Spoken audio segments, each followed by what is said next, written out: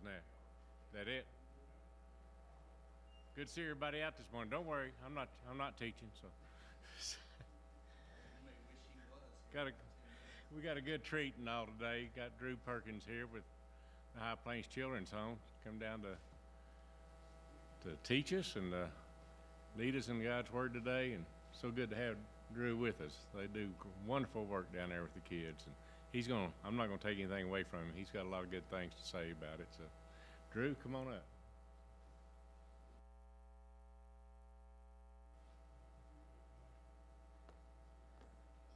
Is this one on?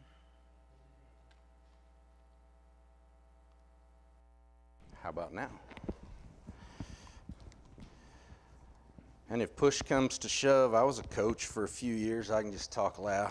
That's okay.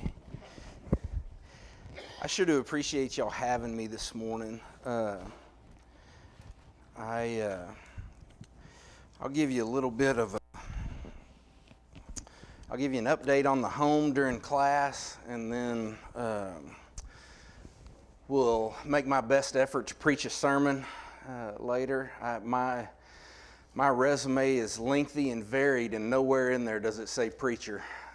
So I'll go ahead and ask for forgiveness in advance. A little bit about me personally. A lot of you guys probably know Craig Howard, my predecessor there at the home. Craig was the director for about 30 years and then moved over to be president of our foundation. And he tells folks he raises the money and I spend it. So that's not far off, but I started my adult life in the school business. I taught and coached for 4 years and then crossed over the dark side and became a school administrator. We have any teachers in here? Retired teachers in here? I know we have at least one. I did the school administrator thing for about 6 years, and I got tired of people diverting their eyes every time I walked into a room. And so I got out and started a farmer's insurance agency and was doing that and really enjoyed it. And Craig called me one day and said, "Hey, can I come by and chat with you for a minute?" I said, "Absolutely." I thought he wanted me to sponsor a golf tournament. And so I asked my office partner, "Hey, I think Craig's going to come by and talk to me about a golf tournament. You want to split it with me?" He said yes. The decision was made, and I mentally moved on. About an hour later, Craig showed up, and we went into the conference room, and he said, "Hey, would you mind shutting that door?" I thought, what kind of golf tournament is he running that we need privacy to talk about it? Well, about an hour and a half later, I called my wife and said, "You are never going to believe the conversation I just had with Craig Howard." She said, "What in the world?" I said, "They want to talk to me about being the executive director out at High Plains Children's Home." And she said, "I think that's what you were put on this planet to do." And I said, "Well, man, I appreciate that sentiment." And it was about a 9-month interview process, and I kept it gathered up and fooled Craig, fooled the board, and they hired me. So I've been out at High Plains for about 8 years now, 2 as the director of operations and 6 as the executive director. And I like to tell people it took me 40 years to figure out what I wanted to be when I grew up, but I've landed. I love what I do, love the folks I get to work with, and love the kids and special needs adults that we get to work with as well. Okay, that's enough about me. So for those of you who don't know, High Plains Children's Home started in 1967. At that point in time, it was primarily a home for single moms that were looking to place their children for adoption. And we did that exclusively for a few years, and then acquired some land out in Adrian, acquired 40 acres out in Adrian. And I would think that would be pre-Interstate 40 in 67. Would that be right? You guys who have been around longer than I have? No? Anyway, it was out in Adrian, and the powers that be decided that was a little bit too far from town to do grocery runs. And so we made a trade and got 40 acres about 1.5 miles south of Amarillo. And over the next few years built 4 cottages on those 40 acres. And when we built those cottages originally, they built them to hold 16 kids and 1 set of house parents and no relief. And so the house parent quarters were a bedroom and a bathroom, and that was it. And so even if you did have a church group volunteer to come out and give you a little rest, if you needed to come out and cook dinner or do laundry or whatever, you had to come back out into the cottage where everybody was. And I don't know why we had so much turnover back then with 14, 16 kids in a cottage and nobody helping you out, nobody giving you days off. We went through a whole lot of house parents back then. Like I said, it was 40 acres, 4 cottages, 14, 16 kids per cottage. Things were way, way, way lean back then, and there were a whole lot of times where we weren't sure where the next grocery bill, how that next grocery bill was going to get paid, how payroll was going to get paid. And God is faithful, and you guys have been faithful. And over the last 57 years, High Plains has flourished. And it's a blessing to say that while finances are always stressful, they're not stressful like that. So fast forward 50 years or so, we in 2008 added a community for adults with special needs. What we discovered was a lot of our kiddos that we were raising were classified as special needs, but their need wasn't profound enough for them to go into like a group home. Like, are y'all familiar with Ave N in Amarillo? So we were raising kiddos that needed extra help, but didn't need as much help as Advo would provide. And so we decided we wanted to start a community for adults with special needs that were kind of in the band between Advo and just out on their own in the world. And so in 2008, we started Pa and Megan's Place. And everybody says, where did that name come from? It's a great story. Craig was in Ulysses, Kansas, doing the exact same thing I'm doing here today. And there was a farmer sitting back there about where Howard's sitting in his bib overalls and was about half asleep.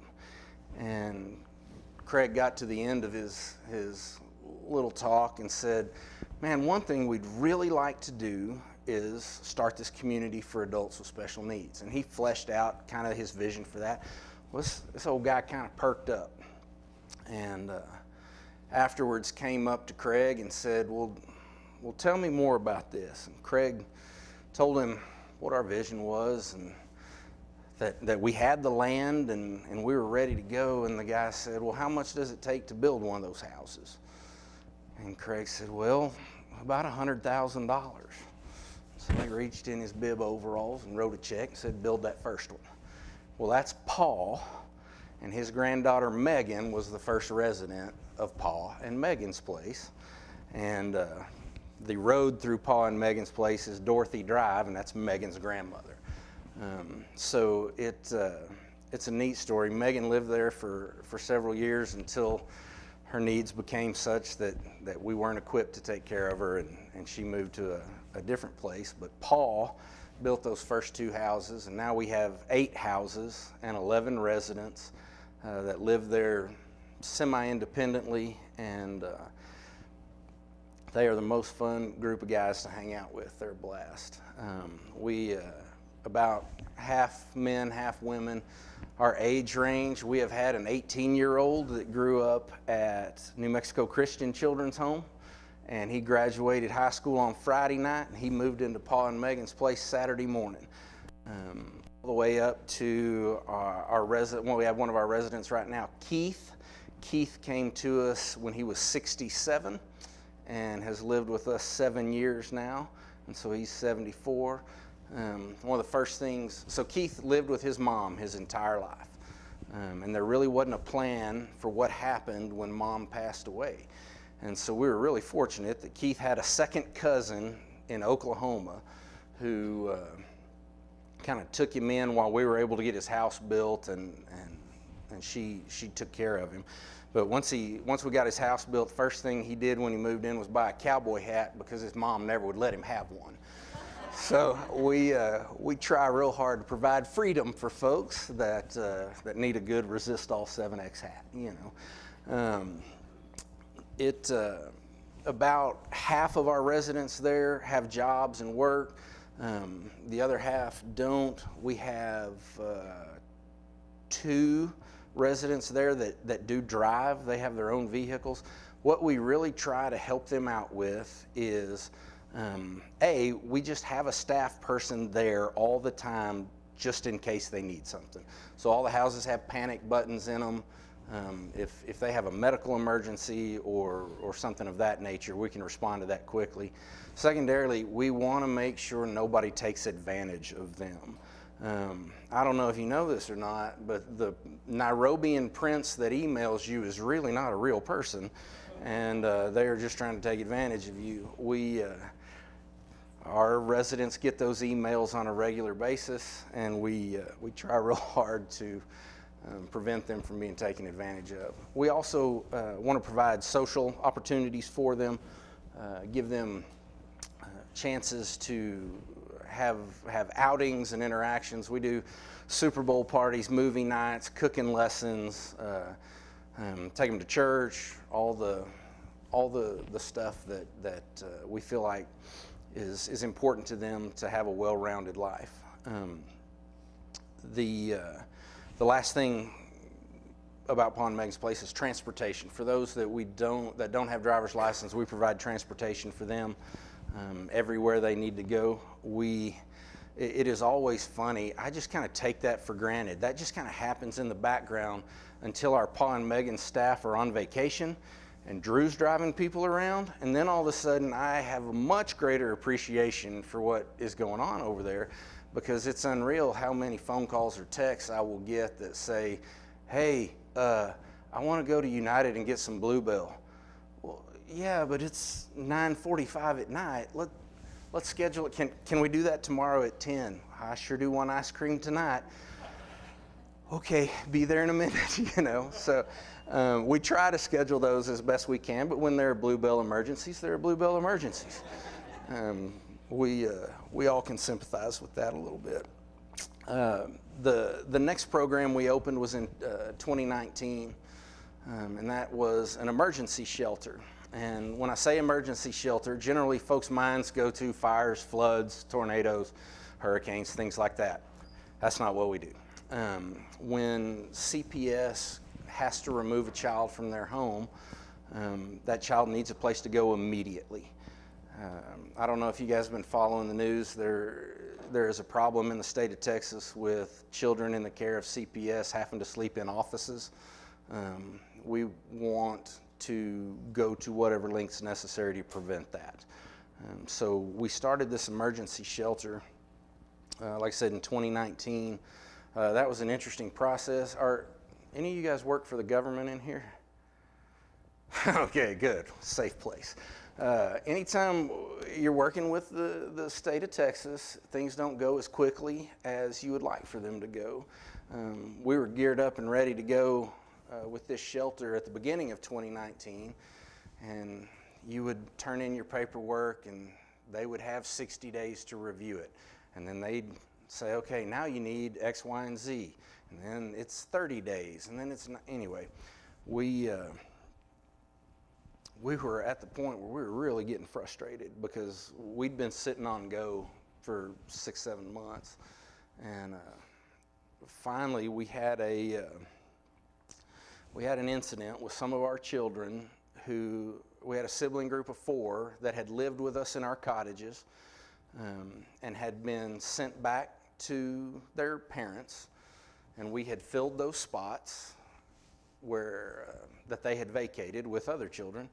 And so we got a call a few weeks later that they were being removed from their parents again, and they wanted to bring them right back to us.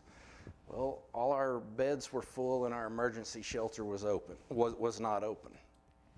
And I try to be one of those guys that if I get a little steamed about something and I write an email to someone, I will sleep on it and then edit the email the next morning. Well, I didn't on this one. I hit send and sent it hot. Fortunately, it worked. And the email just said, guys, this is ridiculous. These are our kids, and we can't take them because y'all won't approve the opening of the shelter. Even though you're going to approve it, you have 60 days, so you're going to take 60 days. Let's go ahead and approve it right now and let us take these kids. And so they emailed back the next day and said, you know what, you're right. Let's get it. Let's start going. So we were able to open the shelter the next week. It wasn't immediately, but it was the next week. And started taking kids. Our capacity for kiddos there was 16 beds. They would stay with us for 30 to 90 days. The first year it was open, we had 100 kiddos that we served and turned down 100 kiddos because we were full all the time. And so that speaks to what a demand there was when we opened that emergency shelter. Most of the emergency shelter placements took place between midnight and 3 in the morning. It is one of those ministries that doesn't happen at 10:45 on a Tuesday morning. It is almost always middle of the night when those kids are being removed, or they're being removed at 6 o'clock, but they're in Midland, and it takes 4 hours to get them up here, 2 hours of paperwork, all the good stuff. But that emergency shelter has taught us a lot about how much more we are capable of than we initially thought. We have had the opportunity to take care of a lot of kids with some really unique challenges and take exceptional care of them. The first kiddo I want to tell you about is Marcos, and he came to us severely malnourished, severe cerebral palsy, and was nonverbal. And so that was one of those decisions that Clint and I sat down and talked about. Clint's our director of operations. He was the shelter director when we opened the shelter. We talked about the challenges, and we decided that those are challenges that we need to step up to. And so Marcos came to live with us and lived with us for about a month and gained quite a bit of weight and was doing great. Staff loved him. Staff had a great time taking care of him. Sweetest kid ever. And at the end of our month with Marcos, we had a big conference call with all the stakeholders, case managers and doctors, nurses, us. Anyway, there was probably 17 people on the call. And right before the end of the call, the doctor said, hang on, I want to say something. I've been Marcos's doctor since he was born, and this is the best month Marcos has ever had. He's gained 7 pounds. He's thriving. He's happy. He's doing great. Well, that's as close to a Christmas bonus as we're going to get. That was phenomenal for us to hear about Marcos. Tell you one more story about a set of twins. One thing we laugh about, we have a lot of biblical names come through our shelter. We've had Jesus, Isaiah, Ezekiel, Malachi. It's interesting. And so we had a set of twins named Mary and Joseph, which was kind of funny, And they were hard. They were fairly young, 7, I believe. I think we had their 7th birthday while they were with us. And Joseph was a runner. And so if Joseph got mad, he'd take off. And I am not a runner anymore, nor is any of our staff. And so we'd chase him, and what we discovered was Joseph just liked being caught. Joseph liked you chasing him, and it was almost as though we were proving, no, buddy, we want you here. We're going to bring you back here. So like I said, we had their birthday while they were with us, and we try and do it right, cake and presents and all the stuff we all do for our kids. And halfway through cake, Joseph looked up and was crying. And Hannah said, Joseph, Hannah was our case manager at the shelter, and she said, Joseph, what is wrong? He said, nothing. This is just the best day ever. We'll take it, Joseph, thank you. Those experiences are the ones that make battling with the state, long nights, 10:30 bluebell runs, it makes it all worth it completely. When a 7-year-old kid can articulate that this is the best thing that's ever happened to me, that's a big deal. Moving on from our shelters, our general residential operation, that's our traditional cottages that you're all probably familiar with. A lot of our kiddos in our cottages came through our shelter, and after a month or two moved over to a more permanent placement in our cottages. I get asked all the time, what's the average length of stay in the GRO? And that's a hard question to answer, because I would mathematically, the average is about 8 or 9 months, but nobody stays 8 or 9 months. It's either like 3 or 4 months or a year and a half. Actually, we are graduating. We just graduated our longest tenured resident this year. Zach came to live with us when he was 4, and he graduated high school this year. And so we are home. We are exceptionally fortunate, and Zach is fortunate. He's had 2 sets of house parents in the years that he's been with us. Generally, nationwide, the average length of time a house parent stays at one place is 8 months. Our average is about 8 years. We are incredibly blessed with the stability that our house parents have provided us. Obviously, we try and stand on our heads to make it worth staying. We try to give them a nice place to live, good health insurance, all that good stuff. But don't tell them we pay less than most places, but we try and make up for it with loving on them well. Since I'm on the subject of house parents, I'll kind of tell you how they work. Anybody ever worked offshore oil rigs? That's kind of how we work them. They are on 20 to 21 straight days, and then they're off 10 or 11 straight days. And when we went to that, we thought we were going to have a revolt because we did 5 days on, 2 days off. And then we went to 20 days on and 11 days off. And at first, they were not sure that was going to be a good thing. Now, if we tried to take that away, there would be a coup. They love it. That is one of the hardest things for kiddos is transition. And so what we've discovered is when they were transitioning between house parents and relief house parents, 5 days, 2 days, 5 days, 2 days, that caused turmoil. And so now that they only have to make that transition once a month, behaviors are much better, and life is easier for everybody concerned.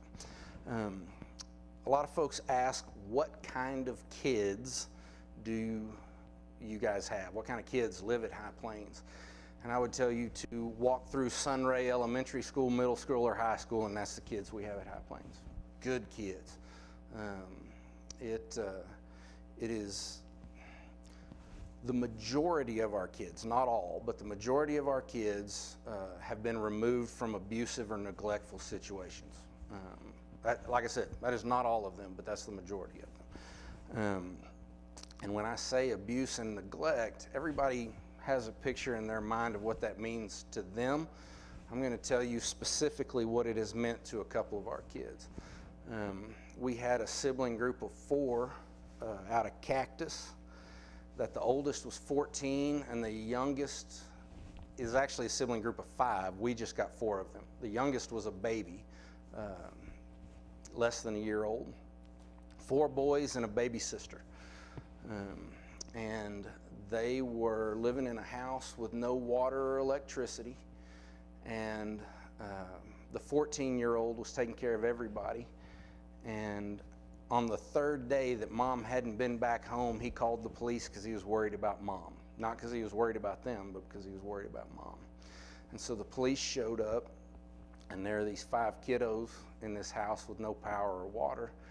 And the police went out of their way to say how remarkable it was. Every kid was clean, every kid was fed, every kid was taken care of. So this oldest brother was taking them to whatever places he could find to make sure they were getting baths. He was spending the little bit of money he had saved up from doing some work to make sure they had groceries. And so that's the kind of kids we get. That's an outstanding kid right there, taking care of his siblings. And so once they got to High Plains, he got to stop being a 14-year-old parent and got to start being a 14-year-old kid, and just blossomed. All 4 of those boys were phenomenal. They have since been adopted and are doing well. So that is obviously an example of neglect. Abuse is a little harder to talk about. We have a young lady that we're still working with. She's graduated from high school.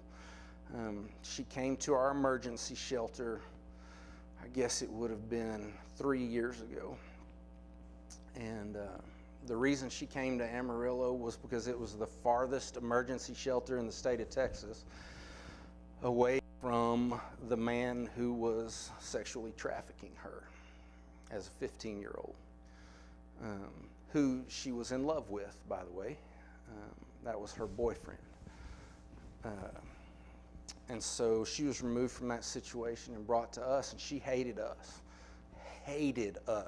because in her mind, we were the ones who took her away from her boyfriend who was trafficking her. And so she stayed with us for almost 90 days and hated everything. Rules and, y'all are the worst.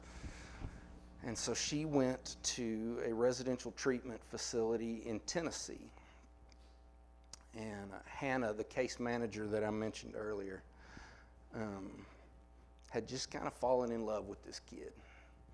And so every week, she would either text, call, or email this young lady and just tell her she loved her. Hope she's doing well. Hey, I love you. Hope you're doing well. Hey, I love you. Hope you're doing well.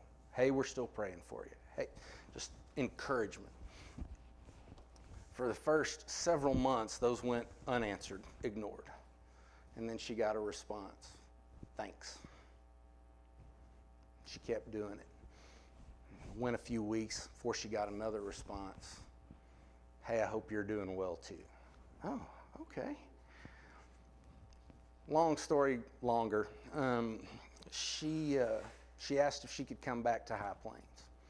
She said, I'm kind of thinking straight now, and I realize that's the best place for me is back with you guys. And so we set out some goals for her. Okay, if you'll get back on grade level and you don't have discipline issues, you bet, come on back. So she was 2 years behind in school, and with their self-paced program, got caught up in 2 months. She was motivated and smart. She's a super smart kid. So she got caught back up. She had no discipline issues, so we took her back. And she lived with us the rest of her high school career, and then graduated high school and started college. One thing that I want to convey is all the stories aren't perfect. They get bumpy sometimes. And it's our job to realize that just because it gets bumpy doesn't mean we need to quit on kids. And so she started at WT and things got bumpy. And so she moved back in with us, lived with us for a while. Of course, once they turn 18, it's their decision. Whether or not they stay or live with us, it's completely their decision because they're adults. Do we have any 18-year-old adults in here? Okay. I know I was not ready to be an adult at 18, and I had phenomenal parenting and raising. So anyway, got bumpy. We took her back. She stayed with us for a few months. She left because stinking rules, and I'm a grown-up, and so she went out on her own. One thing that's super important to us also is that they know they can call whenever. I got a call from a kid who aged out of High Plains Children's Home 8 years ago. Called me this week, wanting to know if I could help him find a freezer. We are mom and dad. That is what we become, as mom and dad. And so all the things you called your mom and dad for when you were 20, 22, 27, that's what we get calls for. And it makes us happy to be that for them. What happens to our kids when they turn 18 is another question we get. Like I said, it is completely up to them whether or not they stay. The majority of our kids stay at least until they graduate high school. Of the ones that stay until they graduate high school, probably half choose to stay in care either with us or, like in the example of Zach, who had been with us since he was 4. Zach moved down to the semi-independent living program at Children's Home of Lubbock because he's going to South Plains College and is going to try and play basketball for them. So we try and work together with those other organizations to make that work. A lot of our kiddos will stay with us, continue living in a cottage, and go to Amarillo College or WT. We had a kiddo join Job Corps this year. That was relatively new for us, and that seems to be a great deal. He is in Salt Lake City, Utah, learning to be a dental hygienist, and it's all the training, the housing, everything is taken care of for him. So that's a great program. Unfortunately, some of our kids choose to leave. We've had kids leave with 6 weeks left in their senior year. They turned 18 mid-April and went out to go tackle the world. I'm not going to say it never works. Statistically, that does not work often. The one I'm talking about, there were actually 2 that left at the same time. One wound up going to Harding for 2 years and is at Tech right now doing great. And if you would have said, hey, Drew, of all the possible outcomes you see happening here, which one of these is the least likely? I would say that. The other one is not doing well. He went and moved in with his mom in El Paso, and last I had heard, he isn't doing anything productive. Not working, not in school, nothing. So it is hard when 18-year-olds start making big life decisions by themselves.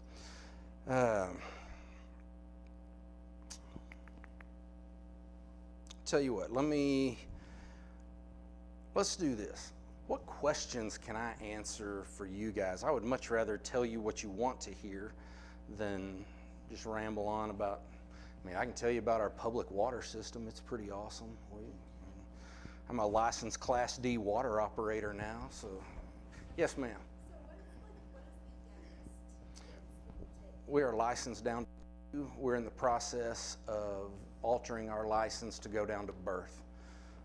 So really 2 through 22. Oh, yeah, that is exactly right, yeah. But the reason we're doing that is, like the example of the kiddos I said with the 4 brothers and the 1 sister, we couldn't take her because we weren't licensed to take her. When we get that license altered, we'll be able to take her. What's that? Do you know who I'm talking about? Well, we've been foster. Okay. This is the great grandma to that little girl. Really? Outstanding. Well, thank you guys for doing that. Well, now it makes me second guess us taking her if she's taken care of. So that's outstanding. Thank you guys for doing that. That's amazing. Yes, ma'am. We have. The child care in the state of Texas right now, this was so I didn't go long, sorry. And I'm not seeing how to turn it off. Oh, there. Child care in the state of Texas right now is in a crazy state of flux. The last 3 years specifically. And so we've just kind of pressed pause on any future plans until the system sorts itself out a little bit. There are legislative changes and there have been some judicial changes. There is a federal court in down around Corpus Christi that has made some very drastic changes to how child care works, and so we want to make sure everything's back on even keel before we. The reason we do that is the shelter I talked about, we were at 16 beds and had turned away 100 kids, and we were this close to going to 32 beds because everyone assured us that there was a huge demand and it wasn't going away. And now we're at 8 beds 2 years later. So we're fixing to go back to 16, but we're just a little gun shy right now. But yes, semi-independent living is at the top of the things we want to add. I want to say, I don't know. If I told you a small amount, yeah, 8 maybe, I'd be lying if I told you I knew for sure. What else?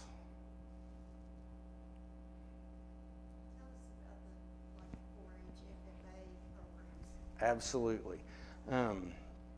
One of the things we offer our kiddos is the opportunity to have a show animal or two. Usually we do goats, and they will, in fact, we're going to start getting goats in July for the Randall County Junior Livestock Show in January. And kiddos they'll pick the goat they want, they'll feed it, they'll work with it, walking on a lead, all that good stuff.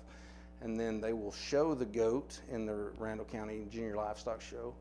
And then if they make the premium sale, they will keep the majority of the money they get.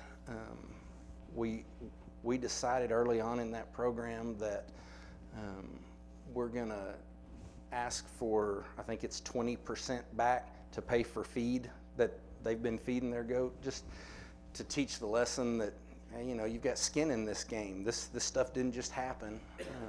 And so we also, in addition to the showing program, we have horses. People ask if it's equine therapy. It is not licensed equine therapy, but you guys and gals who have ridden much, it's therapy. You know that. It's kids being on horses is good for them, or being around horses is good for them.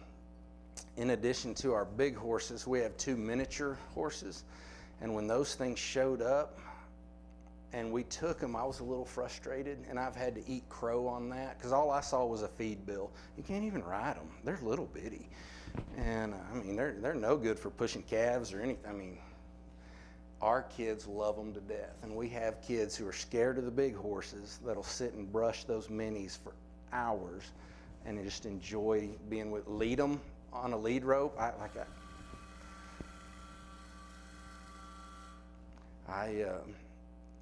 had to eat crow on that deal for sure. We also have a little herd of nannies, and we breed them and have kids once or twice a year, and our kids love those kids. I mean, the little goats this big, some of them, we had to bottle feed some for the first time, and we had no shortage of volunteers. Everybody was excited about that. So, last story I'll tell, and this is just because it makes me laugh. My grandmother's 95. She lives in Amarillo, and my folks were in town, and so they had brought her out they were out for lunch, and they brought her to the office just to say hi. And it was the first year we had all these nanny goats, and it was our first year, they were having kids for the first time. And so Clint walked through outside my office, and I said, "Hey, Clint, do we have any new kids today?" And he said, "We had 6 today."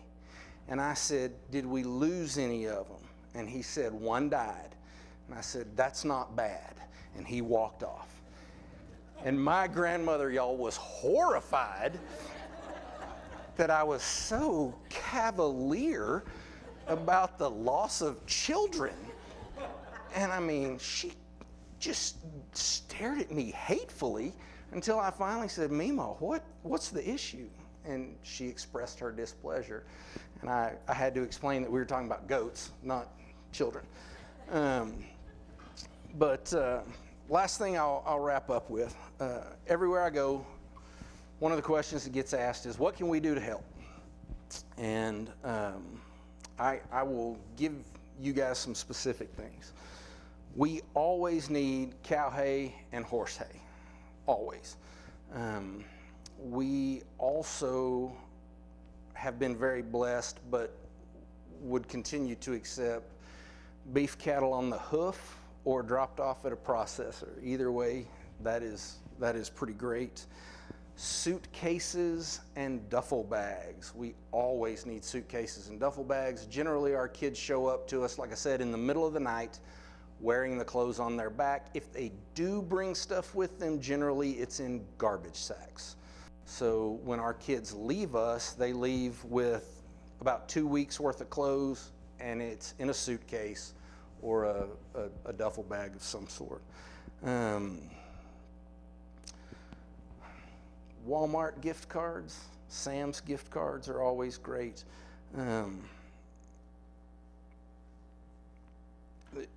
Some people laugh when I say this.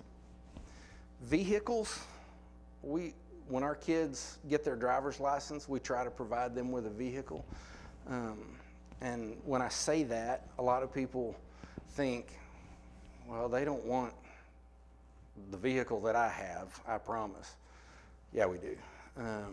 If it is rough, if it doesn't run, sometimes we will sell 3 of those to get one that does run, and that is perfectly okay. We have a wrecked Honda Accord sitting outside the maintenance building right now that we're going to put back together, and it's going to be a great car for a kid.